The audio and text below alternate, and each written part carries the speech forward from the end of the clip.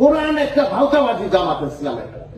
ম্যাডামের সাথে সম্পর্ক ছিল, আমাদেরকে কোন অঙ্গ সংগঠন করতে দেয় নাই, কোন সহায়ক দিছে এই জামাত ইসলামের ভয়কে আমাদের দল থেকে কোন সহায়ক দিছে, র্যাব দিয়ে শেষ করে দিছে। যুবদল করতে দেয় নাই, ছাত্রদল করতে দেয় নাই। কিনে বাংলা কোর্টে রাত্রে 12টার সময় ম্যাডাম আসছে, দরজা আমি টানি, খুলে না। ম্যাডাম গিয়েছে, তার এক ছেলে আছে। কে ছেলে? আমি কে ছেলে? কে? মুজাহিদ সাহেব তার ছেলে। সে আসছে, ম্যাডামের দরজা খুলছে, তারপরে নামছে। দেখেন এত বড় কি করছে তারা, ম্যাডামকে সম্মান দিছে, তারা এইভাবে তারা দখল করে নিছে।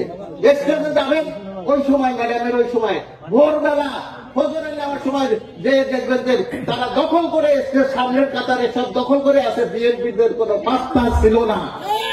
আর তারা এখন কয় মহিলাদের নেতৃত্ব কি না যায়, না যায়।